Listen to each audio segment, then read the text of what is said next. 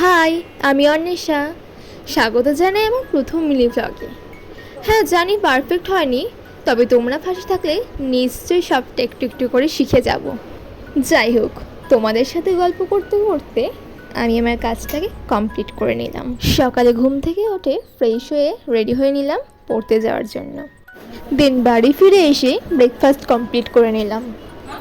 তারপর জানলার দিয়ে তাকিয়ে দেখি বাইরের ওয়েদারটা বেশ মেঘলা হয়ে আছে। মাঝে স্নান খাওয়া দাওয়া করে একটু ঘুমিয়ে নিয়েছিলাম।